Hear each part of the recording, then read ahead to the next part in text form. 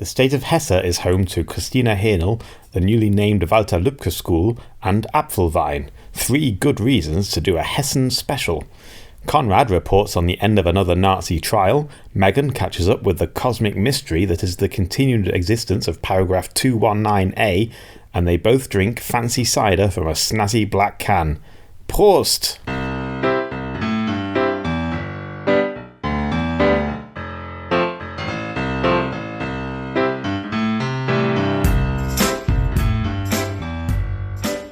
Hello everybody, it's time for another episode of Megan's Megacan. I'm Megan and I'm here with Konrad Werner. Hello Konrad. Hello. How are you? Very well, thank you. How are you? I'm good. I'm apparently quite hungry. My tummy is rumbling. I hope no one can hear that, but No. now they'll be listening for it. I can edit them out, the rumbles. Thanks. Probably. Constantly have to edit inappropriate bits of me out. Anyway, we are doing a regional special of Megan's Megacan today. Often our regional special is just it's not a special, it's just normal, it's just Berlin, because that's where we both live. But we're going to Hesse today. Not literally. No. Because I can't go there, because it would be just folly. But you've been there. I went there yesterday. I'm going to talk a little about that. But before we do that, I was asking on Twitter what Megacans scream Hesse, and I got the response Äpfel. Which is what? It is Apfelwein, which I sort of knew about before. So I got us, first of all... I'm very excited about this. First of all, it's a big black can of apple wine. So I'm going to pass that to you, and you're going to open it, and I got some glasses. So for the first time ever, I see we've got glasses. Yeah. You've got glasses out. Don't get used to it. We're not a fancy show. And this is because you want to mix something. No, we just can't share that can. Oh, I see. And the other problem is, You only got one because you'll can. notice, why don't you describe the can? Say what you see. It's black, Yeah. quite larger than a Megacan can. Mm-hmm. Yeah. And it's and it says Apfelwein pur on it. German There were various cider. different ones. This was in Kaufland, and I don't know what the difference between the Apfelwein and the Apfelwein pur was. I didn't have time really to read it because it was... And it says in helpful explanatory English, German cider next to it. Yeah, so it's not really apple wine, it's cider. And I don't know... Yeah. And I also, I know that you can go to Frankfurt and, get little trains and everything where they just, give you jugs of apple wine and stuff, and it sounds really fun. But I've not done that. No, I haven't done that either. I just got drunken Megacans in the 24 hours I've been in Frankfurt. It was they have this red light district evening. It's a bit weird, but you kind of go on this tour and they talk to you about the criminal underworld of Frankfurt, and it's all a bit strange. But then you just drink Megas in the street. I mean, well, I did. I got very drunk, so I don't really know much about Frankfurt, but that was a very helpful recommendation on Twitter. I'm going to open it this now. Cheers. Right, you're going to open it. Well, hang on, because also you'll notice that's not a Megacan though. So you've brought Megacans as I've well. got also Megacans with me. Because even when I went with the highest percentage of the Apfelwein, which is 6%, I was like, that's not a mega. Yeah. And this is Megan's Megacan, not Megan's can of cider. I know when your brother comes on, he drinks beer, but you know. I'd already bought these before the thing, and I already knew the news we were going to talk about today, and I'm like, I'm not getting through that on 6%. There's absolutely no chance. We need to be in double figures. So I decided, I saw these new, I don't know if these are new or if they just put them in a new can, but this is Havana Club. Right. So I've done that weird thing where I've bought rum again. Also nice snazzy black cans. Black can that matches the Apfelwein can. So what are my choices on that? Havana Club with cane, sugar and lime, or cola. Cane, sugar and lime, please. That one sounds quite good, doesn't it? Yeah, thank you. And I almost got 2, but then I was like, right, okay. Oh, wait, no, we should drink the Apfelwein before before the Megacan ruins our palates. Always drink the Megacan last. Cheers. Cheers. Oh, I like that. That's delicious. It's nice, yeah. Jesus, maybe it should be Megan's can of cider. We don't know how to drink trash. That is really good. Holy shit. Okay. Anyway. Okay. Right. You have to taste your Mega now. Oh, now I have to. Yeah. Okay. It's a really grim news episode. Let's go. Okay. Come on. Cheers. Cheers. All right. Oh, don't smell it. I made a mistake. I don't know why I did. I just went straight in there. Is that got that new car smell? Why? Why does a rum and coke smell of car? I don't understand. Yeah, sort of. Maybe they emit the same gases. What's the one that we like, which is problematic because of some kind of like he was terrible? Captain Morgan, that's who we like. I really do think we're going to need the sugar because let's talk about why you went down to Apfelwein country. So there was the finally the end of yet another Nazi trial of Stefan E., who murdered Walter Lübcke, the politician, the regional governor of the town of Kassel, which is in northern Hesse. It was probably the first time in decades that any politician has been assassinated, actually killed in Germany. The two people were on trial. One of them was Stefan E., who was convicted of murder, of shooting Walter Lübcke, and the other one was Markus H., who was acquitted. He was charged with accessory to murder. Yeah. And in fact, the co-plaintiffs wanted him to be a Mittäter. You can be like, it gets a bit complicated, but basically you can. There's accessory to murder, and one above that is a co-murderer. It's a bit complicated, but anyway. Right. Yes. Anyway, he wasn't charged. It would be an accessory to the crime, and then it would be accomplice. I guess we would say, would we in English? Anyway. I listen to a lot of true crime, like a lot. But anyways, a Mittäter is the German word for it. Yeah. But he wasn't charged with that, much to the consternation of Lübcke's family, who were the co-plaintiffs. So I do sort of vaguely remember you telling me about this. And in any case, he was acquitted. He was convicted of one charge, which was illegal possession of a gun, which they found in his house. It was just that it wasn't even used. It didn't have anything to do with it. And he got a suspended sentence for it anyway. So he's free. And this is kind of like a lot of people were extremely disappointed with that, especially the co-plaintiffs. Stefan Ernst, everyone knew he was guilty anyway. He can confess to it. But what was really problematic, the reason why Markus H. got off, because even the only witness against him was Stefan Ernst, was the defendant, and he'd already contradicted himself. He'd already provided different versions of events.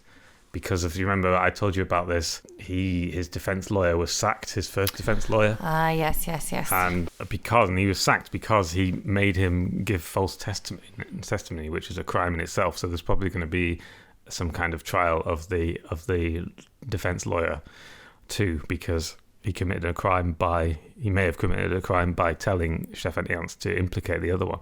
But in his later confession, when he was like, okay, I haven't got anything else to lose, I might as well tell the truth, Stefan E. did say he was there, and he was there at the murder scene, which would make him a Mittäter, and also described in detail what he said, and he kind of like, and all those. But the judge said that he can't, that can't be seen as credible evidence because you've contradicted yourself before. Yeah. And the co-plaintiffs were very upset about that. Yeah. The prosecution, which is the state prosecution, have already said they're going to appeal to a higher court. And the judge kind of already said, like, even though I am not convicting him, I am not saying he's not guilty of it. I just don't have any evidence. Like, found not guilty is not the same as being found innocent. Yeah. And I think a lot of people misunderstand that because of the not completely unproblematic way in which they are required, which we'll talk about, I think, probably in great length today, required to uphold like the letter of the law. And the other thing is that Stefan Ernst was acquitted of this other crime, which happened in 2016, which was the stabbing of an Iraqi refugee. I saw something briefly about this on Twitter today. Yeah, he's called Ahmed E., who was also in court. And he was another co-plaintiff, and Stefan E. had been charged with attempted murder. The refugee was stabbed in January, so 3 years before the Lübcke murder, he was stabbed. But he didn't see him, and he couldn't provide a proper description. And yet, we know that Stefan A. lived in the area. We know that on that day, he'd been going around shouting at refugees because it had been just a few days after this, the thing in Cologne, the Sylvester night in Cologne, which was a big deal. Yes, And he'd been seen tearing down Green Party posters and Linke posters, and he'd had a history of violence, and he'd already stabbed an imam a few years before. Like, there was all these kind of circumstantial evidence to suggest but it doesn't matter until it's... No, and he was questioned at the time because he was a violent neo-Nazi, so he was questioned at the time, but they didn't ever suspect him. And if they had suspected him, they might have searched his home, and if they'd searched his home, they might have found a knife, which they found 3 years later when they were doing the investigation into the Lübcke murder, and they found traces on that knife of DNA that is typical of Iraq. So it wasn't like the DNA, they couldn't tie it directly to the victim, but they could say it was someone That's quite a lot of circumstantial evidence. Fucking... Anyway, he was found, he was acquitted of that, and that guy, Ahmed E, who came out of court, and they read a statement. He was standing there, but the statement was read by his interpreter, and he was just really, really upset and angry. Yeah. And he said like, I feel betrayed by the German government and the German state, and this is not justice. And he was just really pissed off. As you fucking would be. And his life has been ruined because he was in he had to have like a really long emergency operation. He nearly died, and he still has physical problems with it, even though it was 5 years ago. So that all happened. And outside, by the way, there was a lot going on outside the courtroom. There were a few different demonstrations. There was a lot of, like solidarity. There was some kids from a school that had been named after. I saw a picture of that. Yeah. It was so cute. So a school in Lübcke's hometown, Wolfhagen, was named after him last year. Yeah. And the kids came and showed solidarity. And they had a sign and everything, didn't they? Yeah, because what I should mention is that the reason why Lübcke became a target for the far right was because he did this speech. He made this statement, kind of off the cuff, in 2015. Where he was speaking at a town hall meeting when there was like the refugee crisis going on, and they were setting up a refugee home there, and he was being heckled the whole time. There's a documentary you can watch about on ARD, but he was being heckled the whole time, and he basically just turned to the people and he said, it's people heckling him, and he said, like, look, like, it's, whatever, if you don't like refugees, one thing. But it is worth living in this country. And one thing about living in this country is that we protect the values, like we stand up for our values, for our democratic values. And that's what makes it worth living in this country. And if you don't want to, like you're always free to leave, and that's what like really riled them up when he said this free to leave thing. So that was like, and that kind of, oh, because they don't like being told the same thing as they tell fucking everybody else. And then that became the sort of, and he was like, all these death threats came, and there was like social media. So like, because what this case is then showing is like he, hopefully really believed in what he was saying, but just the slight like. I mean, it was a very basic of that. I don't know. Like it was. I just think it was like a very basic defense of democracy. That's all he said. Like he said, like we have certain values in this country, and that's why these things happen. That's a very centrist kind of argument, and you do not deserve to. And so what was kind of that's why the so the kids the kids from the Walter Lübcke School, they held up a sign that said democratic values are unsterblich, undying, immortal, and they kind of stood up for what he said, and then that's nice. Yeah. So. Also, the other thing is that both Stefan E. and Marcus H. are in the same circle as the NSU. Like, there was a big investigation done by Correctiv that sort of found out that, especially in northern Hesse, because one of the NSU murders in 2006 was in northern Hesse, in Kassel. There have been investigations into who knew what, and who helped them, who might have helped them. How do those investigations go? Were they rigorous and brought people to justice? And well, the the Hesse State Parliament is doing a new investigative committee, which is supposed to dig up all this stuff, all about the Lübcke murder and about the possible connections with the NSU murders, and also about the failures, like all this stuff that the security forces should have, like, especially the Verfassungsschutz, should have known about Stefan Ernst. Like he was on their radar in 2009, and he was no longer on their radar in 2015. It's insane that you get to like cut about being an open neo-Nazi, and people are just like, Stefan, maybe we should call him in for questioning. How many Stefans have we got? Like, bring the Stefans in and a Marcus, and we'll question them. And it's just like, it would not happen if it was that way, if it was Islamic extremists cutting about Neukölln. It just wouldn't. And it's so basic for me to even have to say that, because we're so bored with realizing this. And this is why we need everybody out. Everyone out of that system. New people. We're done. It's fucked. Which brings me on to the other thing that's been happening this week. Good, which is I thought I'd drag the conversation away. Speaking of Kassel, the AFD. No! I don't want to talk about them. They put up a candidate in a local election in Kassel the other day who turned out to be a former member of Blood and Honor, which is a banned neo-Nazi group from the 90s. And also... They put that up in Walter Lübcke's old constituency? Well, in the city where he was... Yeah, where he was the governor, yeah. And not only that, this guy... No, this...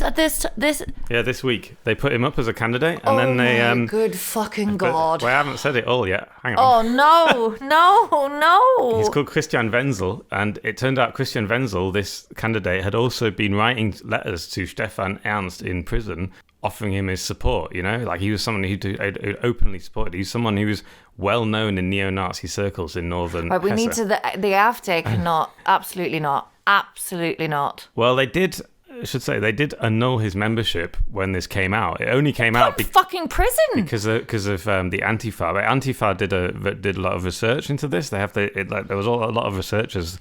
No. Thank God I have 2 drinks is all I can say. Jesus Christ. One of the many anti-fascist research groups that there are in Germany, they found this out, that Christian Wenzel was a hardcore neo-Nazi. The AfD reacted and said, "Oh, we didn't know this," and annulled his membership. Shit, yeah. AfD. But also, where are they drawing the Nazi line? Like, literally. Just no, they're done as well. Absolutely not. So, what is the point of any of this? And this is sort of topical this week because the Verfassungsschutz has said that they want to upgrade the status of the AFD. So it used to be just upgrade or downgrade, or like how are we like? So the Verfassungsschutz is the Germany's domestic intelligence agency. Yes. And they're responsible for schützing the Verfassung. Right. So one thing that means that they do is track extremist groups. Yes. And they can do that in 3 different ways. I'm simplifying quite a lot, but they can do it in 3 different ways. Good, because I've got 2 drinks. This Apfelwein is delicious. This is really depressing. Stop listening to this podcast right now. Just fucking fuck it. Fuck your phone out the window and go and have some Apfelwein. Because nothing good can come of anything else. So. Sorry. The Verfassungsschutz decided they can upgrade their level of surveillance of the AFD from test case to suspected case. It's sort of translated from German, but anyway, so suspected case means that gives them test much case more is power. like they're just kind of looking. Yeah, test case means that they go and look on their Facebook account and their Twitter account and keep track of what they're saying in their speeches. Okay. Suspected case means that they start tapping their phones. Nice. And they they can get informants in there and they can sort of find out what's going on. And then they can upgrade to like full on observation case, which is what they do with like terrorists. Yeah. This has been a slightly controversial decision They don't know whether, they're deciding now whether to do it or not. Okay.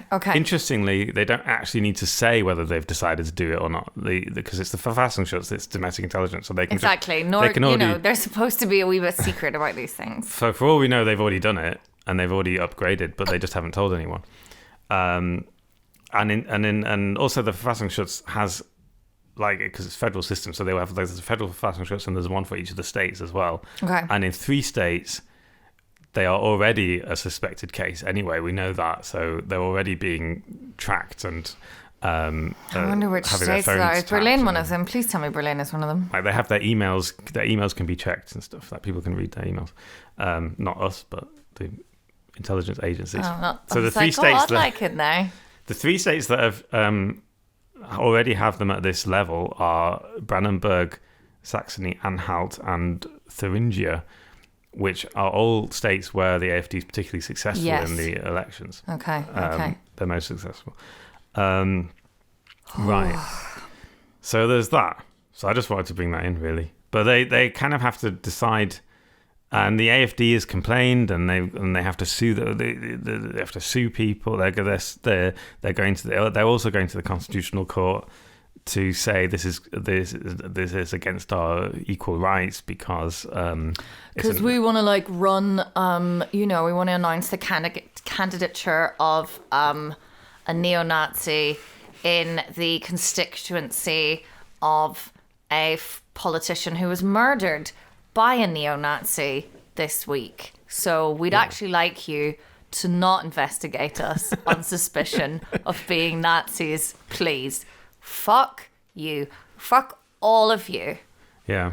And these little scandals, especially at local level, these little scandals are always popping up. There's always someone who works for the AfD. Fucking Nazis! I'm sorry. How Nazi are the AfD? They're fucking riddled. They're coming down with no, absolutely not. Oh God, I've just spilled Apfelwein on my handbag. Maybe they should let me into the Verfassungsschutz. I don't think I'd be the best at keeping my mouth shut. Well, the other thing is that the Verfassungsschutz are all kind of under suspicion themselves. Oh, for fuck's sake. Yeah, of course they are. Sorry, I don't know why I'm I wonder why they've taken so long. It's like, come on, Megan. It's a state organization in Germany. Does it have a Nazi problem? You betcha it has a Nazi problem. Well, yeah. Well, the thing about the Verfassungsschutz is they pay these informants, right? So there's tax money that is being paid to actual neo-Nazis to tell the Verfassungsschutz what is going on, and that is what was supposed to be happened during the NSU. But for some reason, the police did not know anything about the NSU until 2 of them were dead, until they'd committed suicide and they were found out. So we as German taxpayers were paying for these neo-Nazis to give us information about these dangerous terrorist groups in our midst, and we don't know what happened to any of them. We have no idea. Official Verfassungsschutz figures are 13,000. They say gewaltorientiert, so violence-oriented far-right extremists in Germany. But what do those numbers even mean? Like, we don't even if they can't keep track of the NSU, how do we know who these 13,000 people are supposed to be? Anyway, so that's the Verfassungsschutz. We can move on now. Right. So, anyway, so what has the conviction happened of Stefan Ernst? Yeah. But he's not been sentenced yet, presumably. No, he has, yeah. Oh, he has? They do it all in one go. Okay. He's getting life in prison. And probably because they have this weird German thing where they say, the severity of the crime is taken into account. The severity of his guilt is taken into account. And that means that he won't be paroled in 15 years. Like, you can be, a life sentence means the minimum parole is 15 years. But he won't be. But he probably won't have. He'll probably be at least 20 years or 25 years before he gets parole. Do you think he'll also now be prosecuted for the stabbing? No, I don't think he will now. I mean, he's already been acquitted of it, so. Unless there's new evidence come out or he confesses to it. I thought they found that knife. No, they found the knife, but the knife, the DNA on it wasn't conclusive enough. Oh, right. Okay. So, continuing in our theme of both Hesse and court cases and Nazis. This is quite a good segue. The other thing that we're going to talk about today is the ongoing kind of epic. Oh God, I really wish I'd done this first because now I'm drunk. Oh, no. I'm always shit when I have to do content. Anyway, so we have spoken on this podcast before about the doctor from Hesse, the wonderful Kristina Hänel, who has also been in the news in January 2021. What do you know about Kristina Hänel? She is the doctor who put on her website that she carries out abortions and was prosecuted for it. Yes. So, and she's prosecuted for it, which sounds insane because as we all sort of have some understanding of, though I tend to think that people, particularly in maybe more liberal places in Berlin, in Germany, like Berlin or other places, have this kind of idea that Germany's laws around abortion are much more liberal than they actually are. But Kristina Hänel has been prosecuted under this, under a specific paragraph in the German Penal Code, which is paragraph 219A. And that, along with 218, are the paragraphs that govern abortion in Germany, which is actually it's not legal, it is decriminalized under certain circumstances. Right. And she was prosecuted, well, she lost her appeal basically this week. Yeah. So she has been in these court proceedings since 2017. She is from Gießen in Hesse. And she was prosecuted, and she's always kind of like consistently been found guilty of this because what she has on her website has always contravened paragraph 219A, which says that you cannot make any Werbung, so like advertisement for abortion. Right. But you can inform. So you can now, but not in 2017. Oh. In 2017, doctors who performed abortions were not allowed to do that. If you wanted an abortion, you have to go to this kind of like complicated process which you still have to do, getting, if it's before 12 weeks and you're basically like, I don't want a fucking baby, which frankly is fine, obviously. So if it's before 12 weeks, then you have to go and you have to get like a Beratung, someone needs to sit and have a fucking conversation with you. And then if you pass that test, they will tell you who will do an abortion. Yeah, basically. But you have to wait 3 days. It's all like a complete disaster. And it's still only 12 weeks, which is ludicrous because so many pregnant people don't realize that they're pregnant until like close to 12 weeks. Anyway, so Kristina Hänel, dragon terrifying lady that she is, had on her website that she performed abortions, and also that if you wanted more information, you could email her. You could enter your email on the website. I remember going to it. And then they would email you out more information about what it was. And that information was apparently like, wear comfortable clothes and bring socks. And these are the kinds of abortions that we perform. Like, I can't remember. I can't remember which one it was. Like either the one with pills or medical one. Anyway, 2017, she is found guilty. She appeals it. But in between her appeal then going to the, what's it called? OLG? Oberlandesgericht. Yeah, basically the top court in that state. The top court in Frankfurt, the Frankfurt OLG. Because of this case, they're like breaks out this enormous debate about paragraph 219A. And in January of 2019, there's a lot of twos and ones and nines in this, and I am drunk.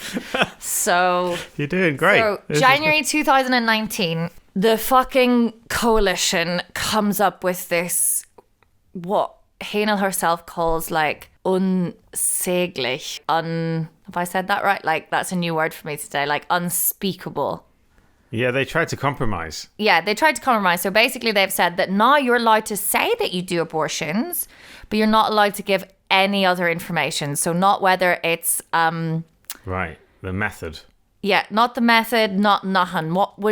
Nothing that you would recommend. Because that was being debated, her case got kind of put back, and then just in recent times it went to the OLG in Frankfurt. And then in December last year, the Oberlandesgericht in Frankfurt were like, no, what you have on your website still contravenes this bullshit compromise. Yeah, because she put the methods on the website. That was it's just even more like information. So they fined her, and this is the first time, because it was all like appeals and back and forth, and then this like debatter over the paragraph. She's not actually ever been legally bindingly found guilty, but now she has been. So she's got this €2,500 fine, but she's kind of, I think she was like, she's so cool. I love her. I saw her at the Leipziger Buchmesse. I think I spoke about this before. I was so excited. I didn't even know she was going to be there that day, and then I saw her in the program, and I yelped on the tram on the way to the Buchmesse. I was like, oh my God. Anyway, she's very cool, and she's like, look, I don't want to be a martyr, but this is nonsense. So she, with some other, there's actually another gynecologist in Berlin who's already put in, her first name is Bettina. Gaber. Gaber, thank you. I can never remember her thing. So Bettina Gaber has already put in what's called a Verfassungsbeschwerde. A complaint to the Constitutional Court. Yeah, which is basically just being like, here, this is fucking bullshit. Right. And so Kristina Hänel is already prepared. She's putting her in, and she hopes that the increased pressure now of both of these going in, this being, she's so high profile, that's going to put the pressure on the court. And basically they are arguing that this absolute nonsense is unconstitutional in its kind of banning of freedom of information, from what I understand. You were actually reading that paragraph earlier to me, because I was like, it's too complicated.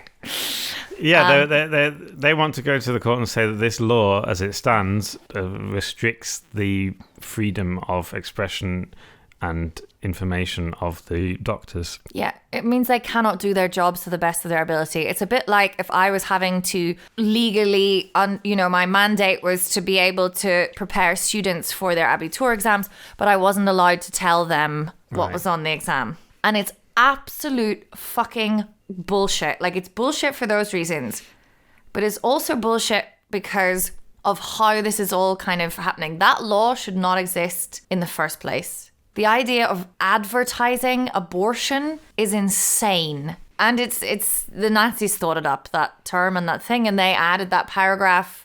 Yeah, the law dates from 1933. It does, yeah, of course it does. And we all know that the Nazis had absolutely just the most appalling history of what they did with abortion, and encouraging some women to have abortions, but making it like a capital offence for German women to have abortions. Awful. And yet here we have, in 2020, when this verdict was handed down, courts in Germany still having to enact these Nazi-era laws. And it's only become an issue sort of recently, and in a way rightly so, because it needs to be removed. Like, they need to get rid of this paragraph in the penal code. But the reason it started to happen, because it's kind of one of those things, like abortion in Ireland, where everyone's just like, just fucking don't mention the fact that everyone's getting on a boat or a plane or something. Like, it's fine. We're just, and in Germany, like, it's fine. The people, the abortion, no one was actually getting kind of thing. And then in recent times, two lads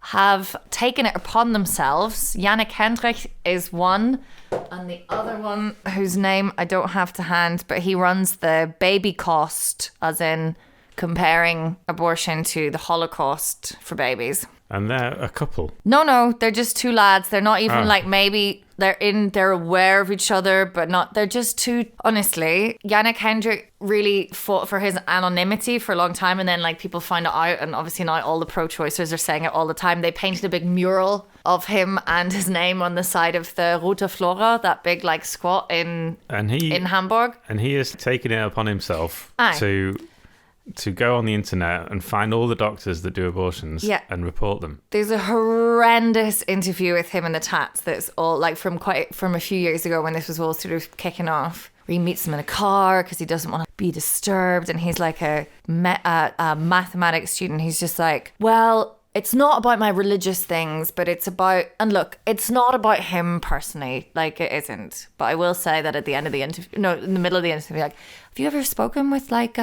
someone experiencing an unwanted pregnancy? He's like, no, I'm not saying I wouldn't, it just hasn't happened. And then they're like, what steps do you and your girlfriend take to like avoid unwanted pregnancy? And he's like, well, we're saving ourselves for marriage. So I'm like, oh my God, Kristina Hänel is having to go through all of this because some virgin math student is just making a hobby of going on the internet, and then they'd lodge formal complaints, and because of paragraph 219A, it has to be followed up because she is breaking the law, like it is against the law. So he's just grassed them all up. It's a disaster. But again, the problem is not with these individual far right whatever enacting a Nazi law against women's bodily and pregnant people's bodily autonomy. The problem is that we have this paragraph that allows them to do that. And it's to tie it all in. The systems in Germany seem to allow you to be as fucking neo-Nazi as you like. And maybe we would like to address that. So maybe this could all really backfire on the virgin guy. What's he called? Yannick Hendrik. He's going to be the reason that we fucking get rid of this. Because to be honest, like I don't like, and this is the positive note on which we want to end. Kristina Hänel and Bettina Gaber, and there's another colleague as well of theirs who's awesome, and they're just going to go and be like, no, not having this. Verfassung, sort it the fuck out. Because it's a very, very difficult... Mind you, they still didn't get that. That compromise was a joke at the beginning of 2019. Yeah, the CDU's just really freaked out by these things. I really think...